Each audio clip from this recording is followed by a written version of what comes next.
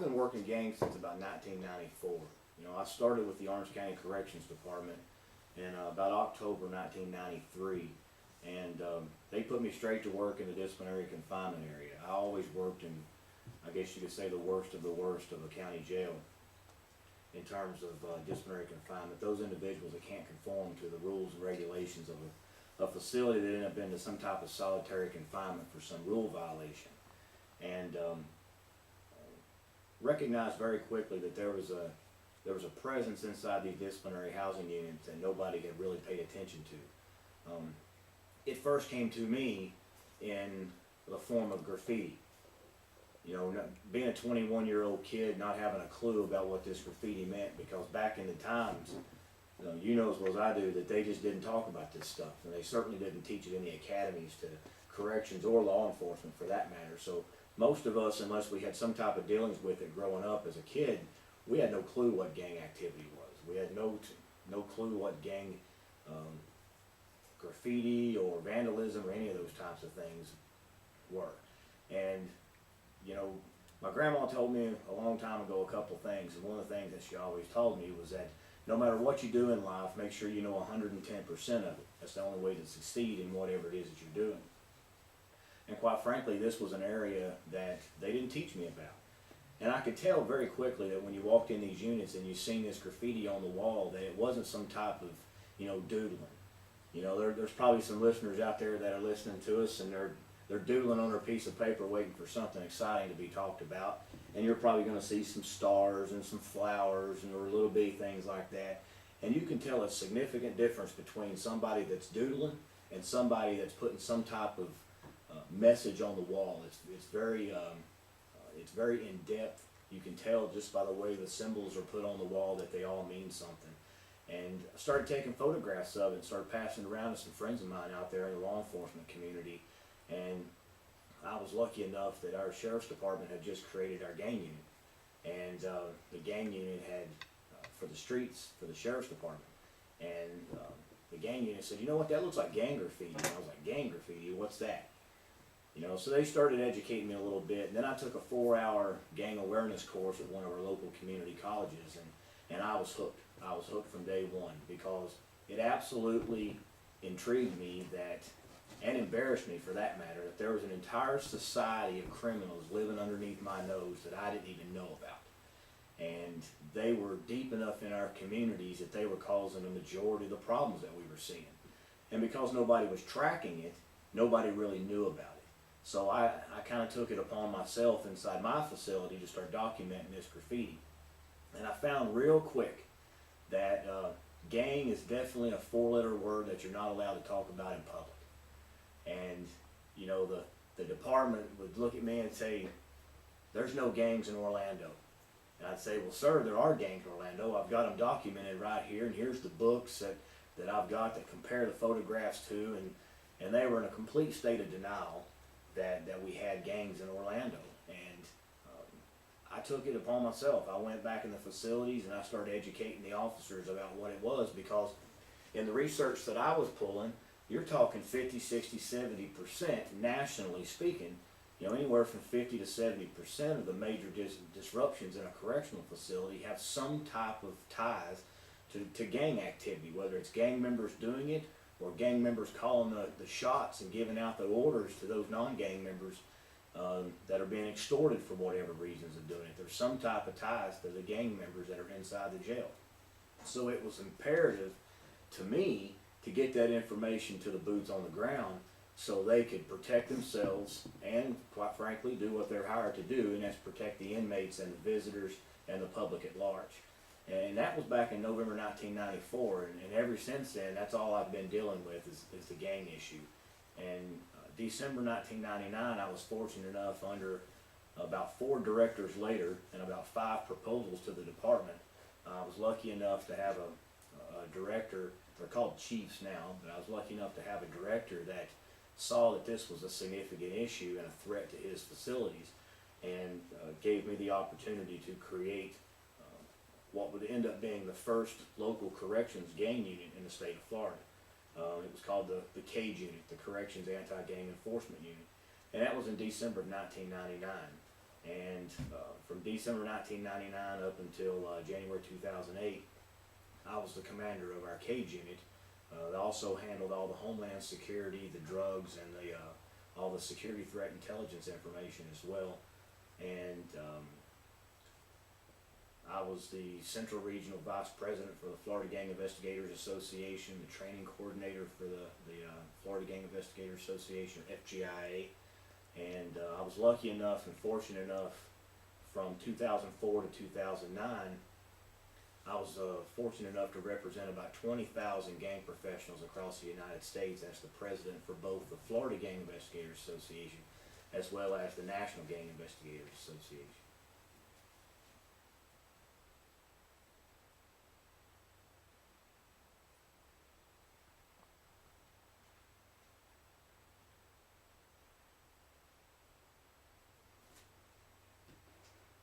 Oh, it was definitely much easier at informing them of gang threats. You know, again, I went through about a 6-7 year run there for a while where I had some tremendous support from my agency and a lot of different agencies that really took a great deal of interest in this particular issue because of the fact that it's growing at such a rapid rate. It's almost to the point of epidemic proportions, and having access to 20 some odd thousand gang professionals around the United States, Canada, and several other countries around the world, it gave me a tremendous insight as to exactly the level of gang activity going on in rural areas as well as metro areas, both statewide, regional, national, and international. And it's like you said, it was an honor. It was definitely an honor and a privilege of being able to represent those gang professionals and be able to speak literally face to face over that almost 10-year period of time to literally tens of thousands of these gang professionals, elected leaders, agency heads, community members, and even gang members from all over the world.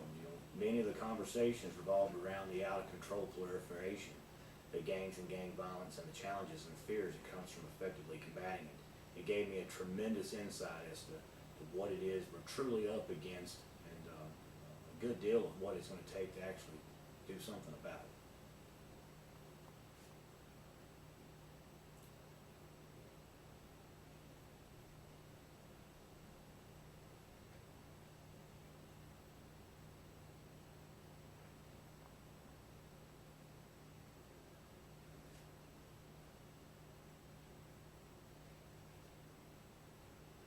Well, presently today, I believe that it's a little bit worse than it was at the time. I think it's that way no matter where you go in the state of Florida or the United States. But at the time, it was hard to measure exactly what was going on because there wasn't too many people that were out there actually documenting exactly what it was going on. And we're still dealing with this. I mean, one of the largest issues that we have nationally is, and I can bring this right back down to the state of Florida, one of the largest problems that we have in combating this problem is really knowing exactly the level of problem that we're dealing with. We were fortunate enough with our current Florida Attorney General, Bill McCollum. I was fortunate enough to meet with him about 3 years ago at a town hall meeting that we did in Palm Beach County, and he had just been recently elected and really didn't know very much about the gang activity in the state of Florida. And I was fortunate enough to meet with him just prior to the start of this town hall meeting and kind of give him for the sake of a better term, a president's version of what it was that I was seeing and hearing from the boots on the ground throughout the state of Florida. And he was pretty much shocked. And I'm going to be honest with you and tell you that I was even more shocked afterwards when he was the first state-level elected official to stay on the record that Florida had a gang problem. And he did a press conference after that town hall meeting, and he said Florida's got a gang problem. And I kept that article because that was the turning point that I believe that Florida made when it comes to how it is we're going to effectively combat this problem. That first thing you have to do is recognize that you've got a problem. The second thing you have to do is educate both law enforcement as well as the community. because that's what's going to lead you into the third phase, and that is documenting what level of problem you have. You know, you can go back and forth with how many gang members it takes to create a problem. My rule of thumb is you got one gang member, you got a problem. Because that one, they're like cockroaches. That one gang member can turn into 10 by the end of a school year. You know, that, or into the end of a school day, and that 10 can turn into 110 at the end of a school semester, and it can turn into 1,010 by the end of one school year.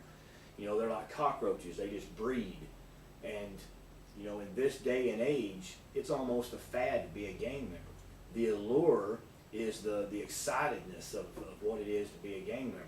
So you have to know exactly what level of threat you're dealing with. We truly didn't know. We had not done a gang assessment in the state of Florida in 12 years by the time that we had done one last year. And it was released around spring or summer of 2008.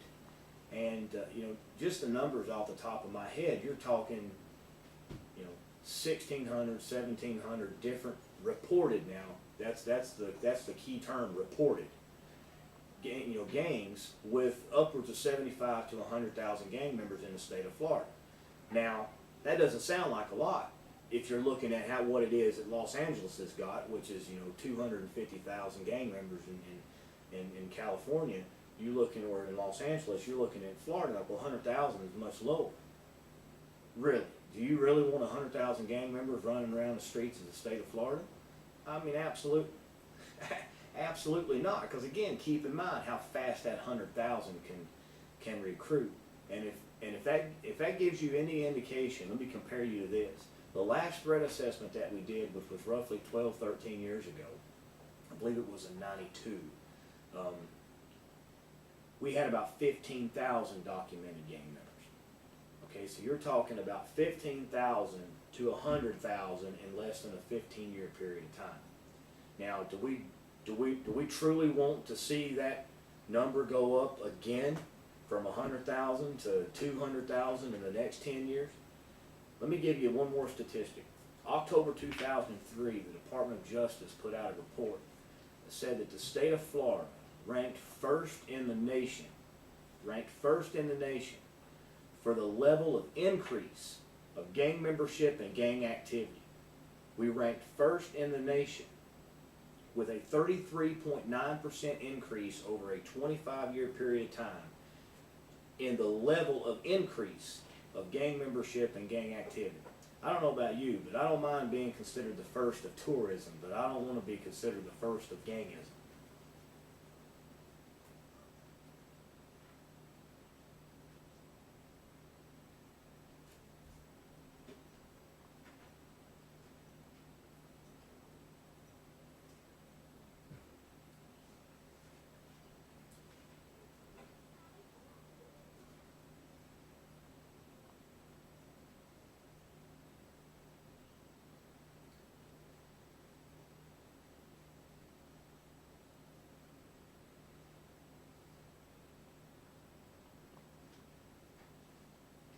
Well, you know, there's a couple of ways that you can always say, and it's kind of the commonality of just about any issue within your community. You know, the first thing they do is they say pick up the phone and call your sheriff's office and demand that they address this issue. Because as a citizen, you are the ones that are living in the communities that are getting shot up by these gang members.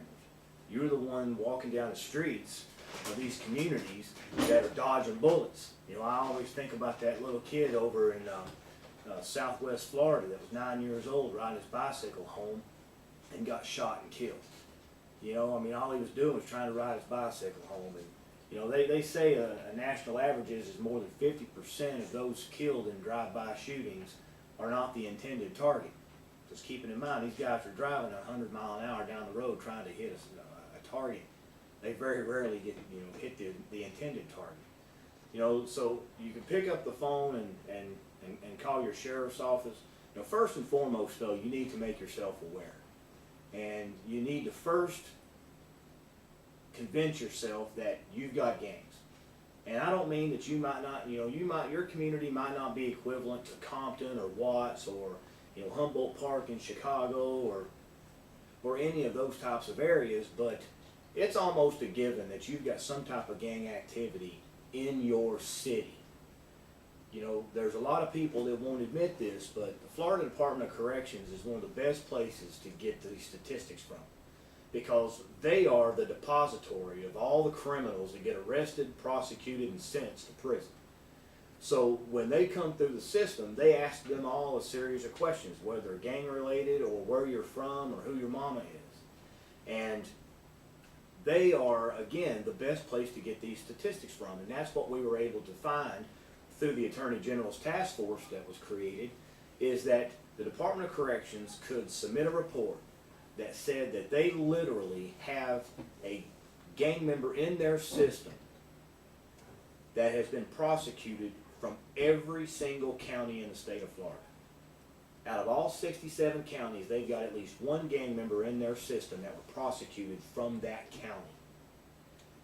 Now you've got counties in the state of Florida that will refuse to admit that they've got gang members still.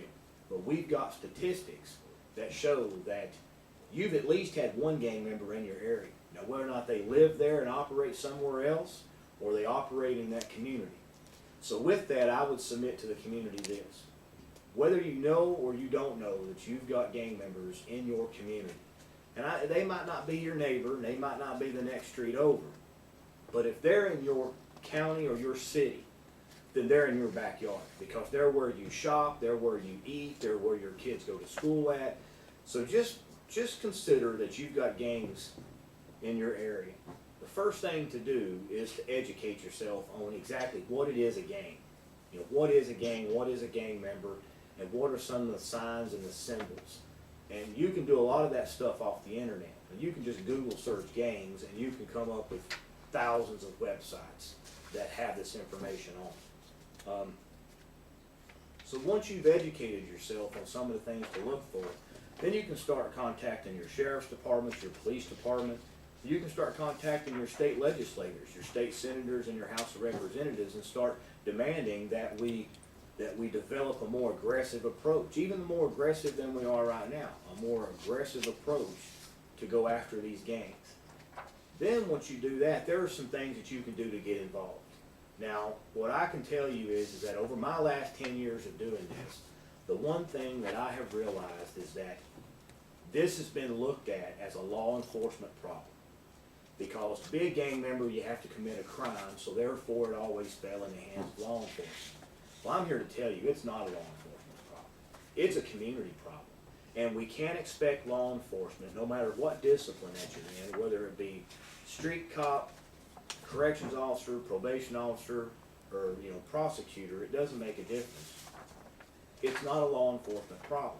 It's a societal problem. It's a community problem. So it's going to take everybody in some juncture to come together to combat this problem. You've got awareness issues, you've got prevention issues, you've got intervention issues, rehabilitation or re-entry issues, you've got law enforcement, intelligence, training, legislative, prosecutorial issues. There's a vast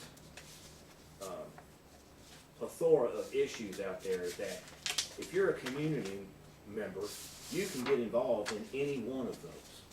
But what I found was that there wasn't a mechanism, there wasn't a forum for community members, non-law enforcement people, for them to be able to attach themselves to get involved, to actively combat these gangs, not fist to fist or gun to gun, but in those areas that are non-law enforcement based, like awareness or prevention or intervention, rehabilitation or re-entry.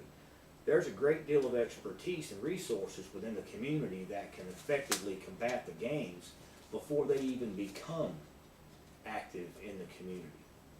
There wasn't nothing for these community members to do that with. Well, I've recently started my own foundation, and I did that specifically because there wasn't nothing out there for the average citizen to come together with law enforcement in these areas that are appropriate for them to be involved in, and work together as one force against this particular issue. It's the Rusty Keeble Foundation, but the primary focus of this particular this foundation, the primary project or initiative, is called the GANGFREE Project. And one of the things that I'm doing is I'm developing what I'm calling the gang-free army. And obviously we're not gonna arm anybody and send them out in the community, it's not about that. But it's a forum that we're developing in order for these community members to get involved in fundraisers and events and awareness and prevention programs, go to schools and talk to, to students and teachers and help us spread the word about this gang problem. And then at the same time, all come together under one particular force to stand up against gang violence, both within your communities as well as assisting our elected officials in doing the right thing and putting the right piece of the legislation and funding the right programs out there.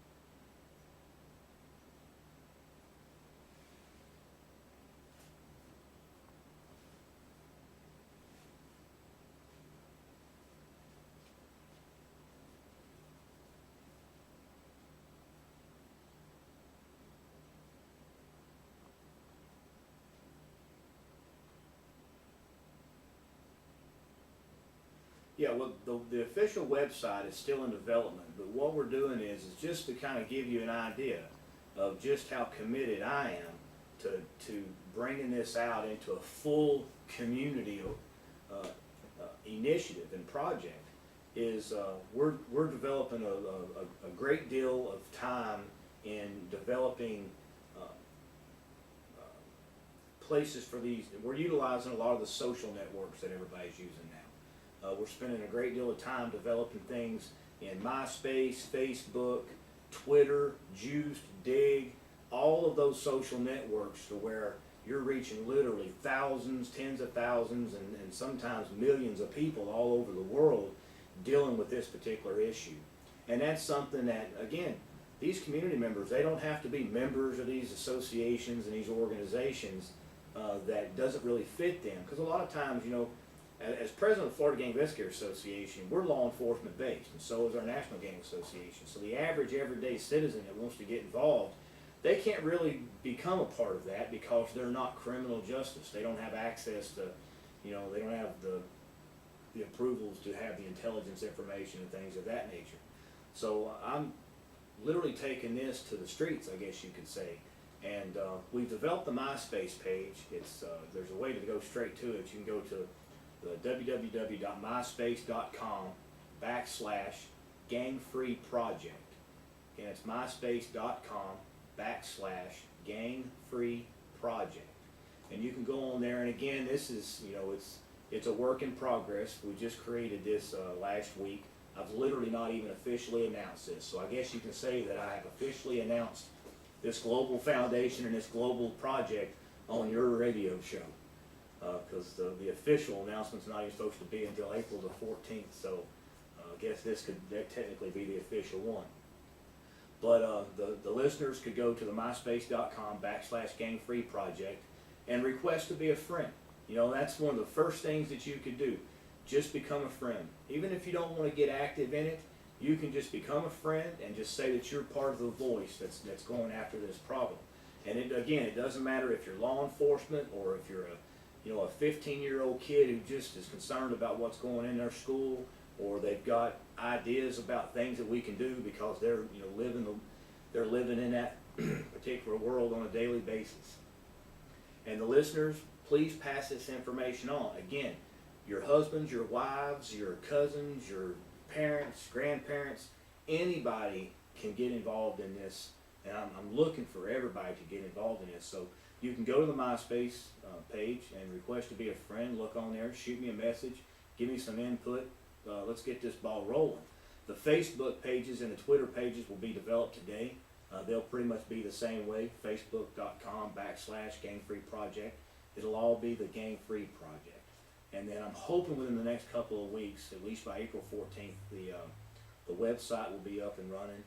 and then we're going to start making some things happen. We're going to be participating in a town hall meeting in Apopka, in the city of Apopka, on a new program that Commissioner Till created up there called CSI Apopka. CSI stands for Community Safety Initiative Apopka, and it's basically a gang awareness project in her particular district. And I just got the executive summary on it this morning, so I haven't had an opportunity to read through all of it.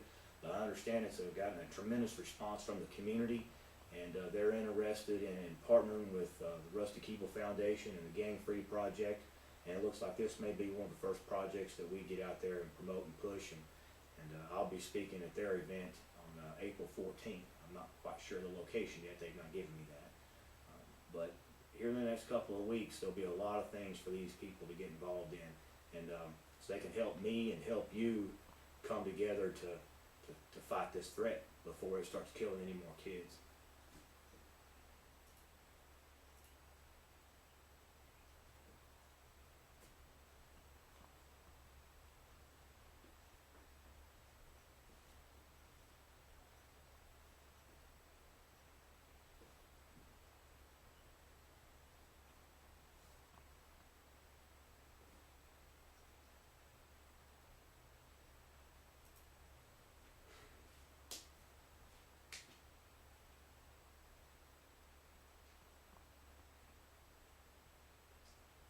That's that.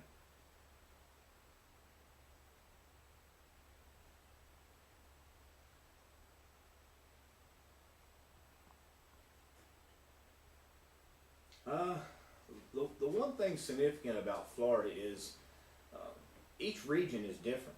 I mean, you can be, because Florida has such an array of different nationalities. I mean, you know, they call Florida like a mutt. You know, there is no one particular area, or, you know, we're all different in no matter what county or what region that you're in. I would say that probably if you had to name a gang that was probably the most active statewide, and some listeners are probably going to say, well, we don't even have them in our area. I understand that. I'm talking about in totality.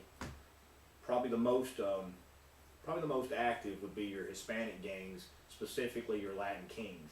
And you know, they've been out there for a long time. They've been in Florida for a long time, and they kind of come and go. And you know, they come and they get real strong, and we enforce them and put 20 or 30 of them in prison, and then they slow down for a little bit, and then they reorganize and they come back. It's kind of like that cockroach that I told you about. You know, you can kill 50 of them, and then within a couple of months, you got another 500 that popped up somewhere.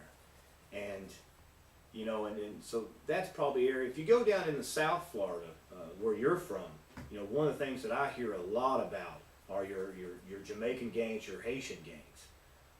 You know, when you go down in your neck of the woods down in Southeast Florida, over into Southwest Florida, you're talking a lot about those Jamaican and the Haitian gangs. I know there's been a tremendous amount of effort between organizations in Miami and Jamaica.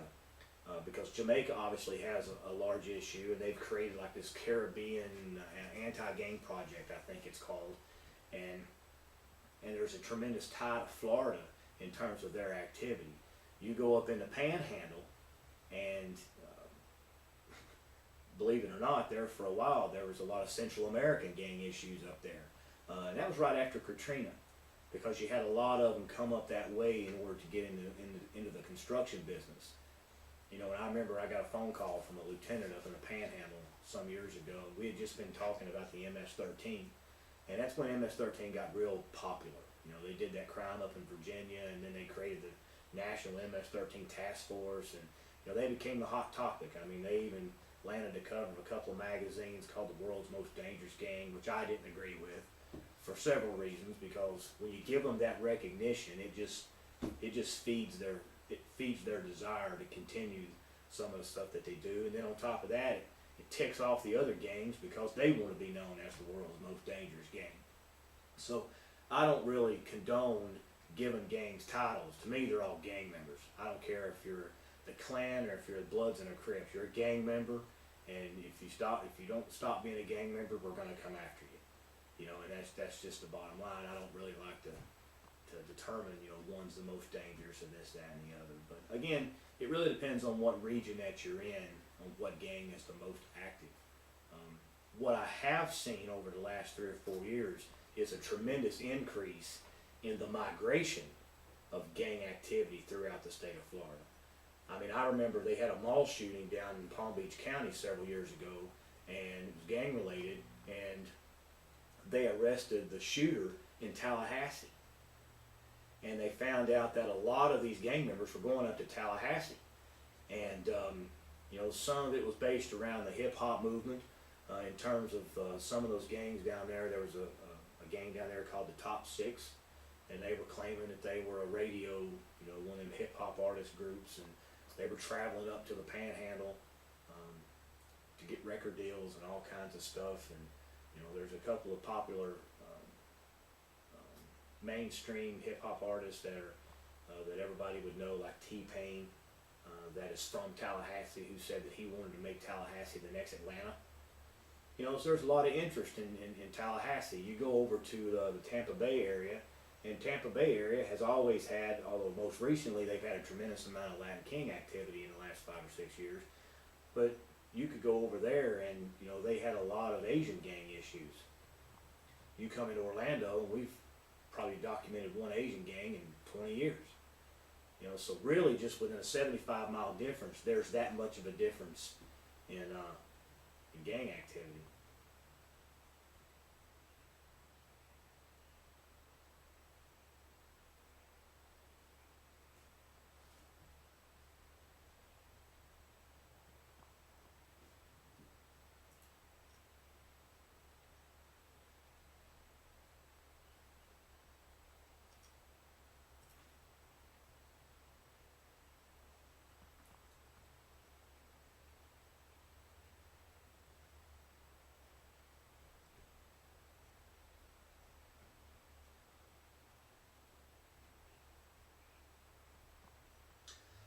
Well, for where my next step is to get the website up and running. You know, that is the means that's going to start getting the message out to the, you know, the tens of thousands and millions of people. And specifically talking to Florida, you know, what my hopes are with the foundation, or what my intentions are, is to develop an area to where the average citizen can go to and get the information that they need. I'm looking to create the foundation as the one-stop shop for the non-law enforcement intelligence.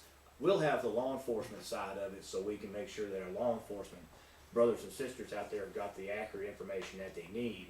And we fully intend on partnering with all organizations, whether you're a gang association like the Florida Gang Investigator Association, or your association, or the Prosecutors Association, Public Defense, all those associations is one of the things that we intend to do in creating this one voice. But for the sake of this, my goal is to create that one-stop shop where all you have to do is just look at the citizen, where do I go to get the information? And then you just give them the website they can go. My intentions is to create a national and an international side to the foundation's website, to where if you're interested in a particular state, you can click on that state and it'll bring up that state, and it'll bring up what information that we can obtain from that particular state. And then as getting involved, you can help us post information on there. I'm looking to do a discussion board. Again, I'm looking to develop a community of our own under this gang-free army that can continue to pass the information along and create an open dialogue between those of us that are combating gangs and those that want to assist and become part of that voice. And you know, by getting involved, you will be part of your community voice, that will be part of our regional voice, our statewide voice, our national voice, and ultimately our global voice. You know, and a lot of people, they come to me and they say, well, why are you so concerned, or why are you so focused on the global issues of this? Well, it's pretty cut and dry for me. Again, been doing this for so long, you know, I've had the opportunity to travel places like Central America and Canada and other areas that have a gang activity. You know, who would have thought that Switzerland has a huge Vietnamese gang problem? Or Australia has a tremendous outlaw motorcycle gang problem. They call them bikies over there. But it's an unbelievable. All you gotta do, just create yourself a Google search. You know, you can do those Google alerts. Even if you don't do it for a long period of time, I challenge everybody that's listening right now, just create a place. Just think of one place, whether it's your old hometown or some place you think you may want to live when you retire. Create yourself a Google alert. I'll give you an example. Most recently, I'm working with Denmark, Copenhagen, Denmark, the country of Denmark. Denmark is considered the second most safest country on the planet. In the last 2 months, they've had 40 gang-related shootings. They are completely overwhelmed over there and have no clue what they're doing. I've been in communication with them, and they are trying their best to catch up. But the second most safest country on the planet has had 40 gang-related shootings in the last 60 days. So what I did was I created a Google alert that says gangs in Denmark. And every day I probably get 10 to 12 news article alerts from Denmark about gang activity. So I challenge everybody, just create yourself a Google alert on any place on the planet that you are interested in, and just follow it for 30 days. Just 30 days. If you're not convinced that we have a global problem, then I'm wrong. But I can tell you that I tested this from 9 a.m. to 2 p.m. on one day. From 9 a.m. to 2 p.m. I tracked news articles that was gang associated, whether it was gang activity or an anti-gang, a gang enforcement type article. I tracked from 9 a.m. to 2 p.m. newspaper articles that had gangs involved in it from 36 states and 17 countries. Now, how does that affect Florida? It very much affects Florida, because think about how many people live in Florida that are not from Florida. And when you talk about the fact that Florida is the #1 tourism capital of the world, you're talking about 80 million plus people a year when the economy is good. 80 million plus people a year that come to the streets and the beaches of this state. It is incumbent upon us to know what type of gang activity and criminal activity is going on in those areas, because those trends will follow them, because that's what they're accustomed to doing. We see it in corrections all the time, where you get a guy that weapons up, he shanks up, he makes himself a weapon, and you find out that he's from Rikers Island, and you ask him how come he created a weapon.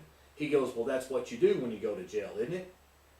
You don't have to create we don't have correctional facilities that are like Rikers Island that have 8 homicides a year. But these inmates are so accustomed to a particular way of life that they bring that way of life with them. Well, that happens with these gang members and these other criminals. We need to pay attention to what's going on outside of this state in order to better and more effectively combat what's going on inside this state. So that's why my focus on this is more so global. It's two-pronged. It's global because I want to better effectively combat the problem here at home. But being that I see the problem in other areas and they have little to no resources or education on exactly how to combat it, I'm also planning on helping them with putting resources in terms of experts, subject matter experts in those areas to help them. But it's very important for the listeners out there to realize that we have to pay attention to what's going on outside of Florida before we can effectively combat what's going on inside of Florida.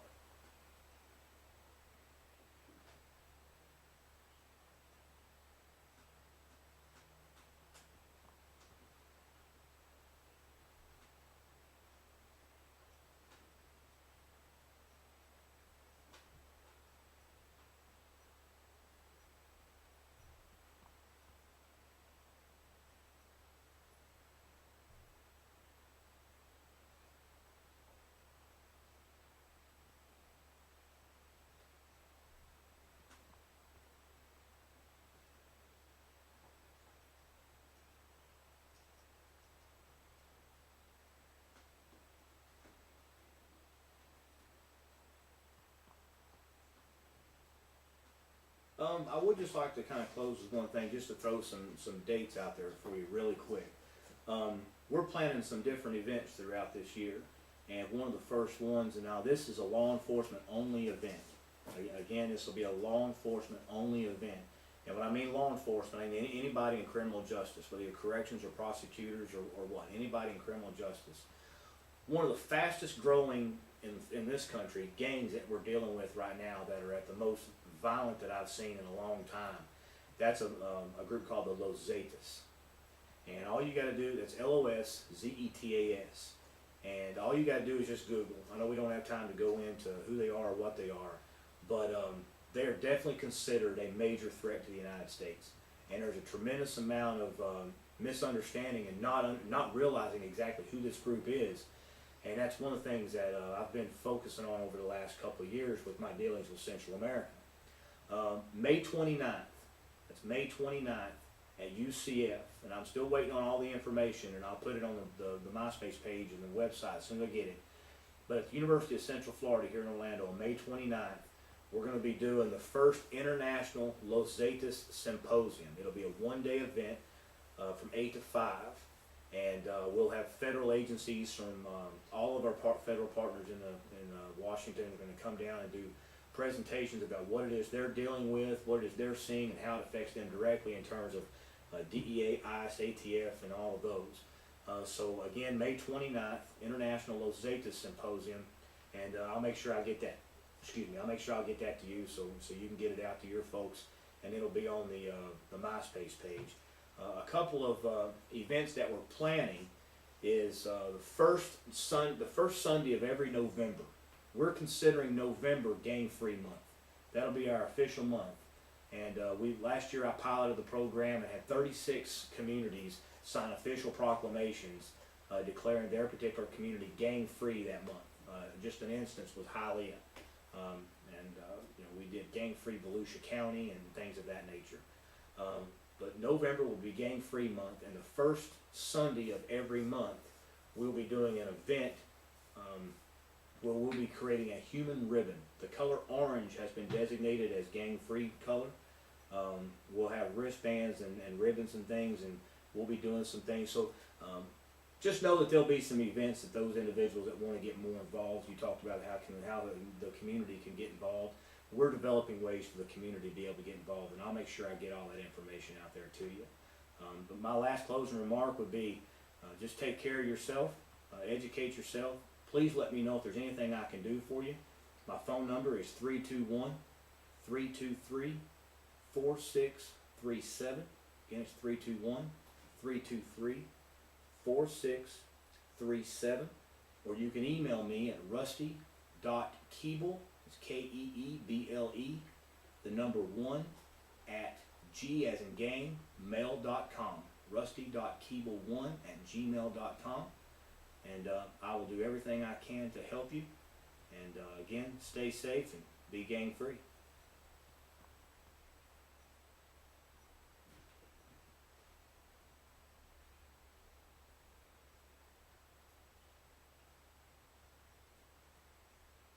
God bless you too. Thank you.